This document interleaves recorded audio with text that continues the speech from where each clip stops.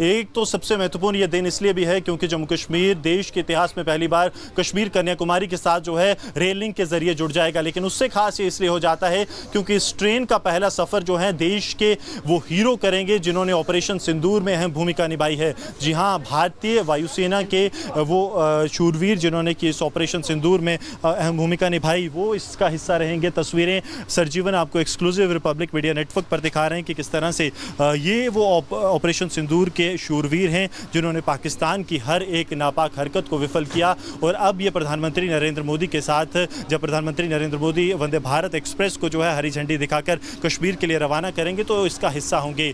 देश अपने शूरवीरों को कभी नहीं भूलता, ये उसी का संदेश है क्योंकि जब इस बड़े दिन पर प्रधानमंत्री खुद जम्मू कश्मीर आ रहे हैं, यहाँ से हरी झंडी दिखाएंगे तो तब भारतीय जो वायुसेना के ये शूरवीर हैं जिसमें ऑफिशियल्स हैं, अग्निवीर हैं, जिन्होंने इस पूरे ऑपरेशन सिंदूर के दौरान जो है कर्मठ कार्य किया और देश की एकता, अखंडता और संप्रभुता को बनाए रखने के लिए लगातार जो है इन्होंने ये सुनिश्चित किया कि दुश्मन को मुंहतोड़ जवाब दिया जाए, चाहे पाकिस्तान की तरफ से किसी भी तरह के हवाई हमले को जो है विफल करना हो या फिर दुश्मन को जो है उसके घर में मुंहतोड़ जवाब देना। भारतीय वायुसेना का इस ऑपरेशन के दौरान एक अहम रोल रहा और अब उस ऑपरेशन में वो अहम रोल जिसने कि देश को जो है ऑपरेशन सिंदूर में विजय दिलाई, पाकिस्तान का ऑपरेशन बुनियान उस मसरूर जो है वो पूरी तरह से विफल रहा।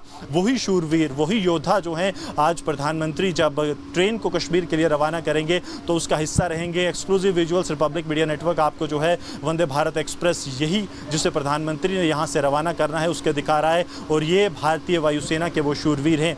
आप समझ सकते हैं कि देश की सेनाओं के प्रति, चाहे वो भारतीय वायुसेना हो, जल नेवी हो या फिर थल सेना हो, उसके प्रति देश जो है वो कृतज्ञ है। वो एक रोल जो इन सेनाओं ने निभाया है, खासतौर पर 6 और 7 मई से लेकर आज 30 दिन का समय हो चुका है, 1 महीने का समय हो चुका है। इस 1 महीने में सेनाओं ने दिखाया है कि उनका शौर्य और पराक्रम जो है वो देश की अखंडता पर किसी भी तरह के खतरे को पूरी तरह से विफल कर सकता है। और अब उस ऑपरेशन के बाद ऑपरेशन के ये हीरोज़, ये कुछ हीरोज़ हैं, ऑपरेशन में कई जो हीरोज़ हैं उन्होंने अपना अहम योगदान दिया और उन्हीं में से कुछ जो हैं वो आज प्रधानमंत्री नरेंद्र मोदी जब वंदे भारत एक्सप्रेस को जो है कश्मीर घाटी के लिए हरी झंडी दिखाएंगे तो उस वंदे भारत एक्सप्रेस का हिस्सा होंगे। ये लगातार तस्वीरें जो आप देख रहे हैं, ये तस्वीरें अपने आप में ये बयां करती हैं कि देश जो है उनका कृतज्ञ है।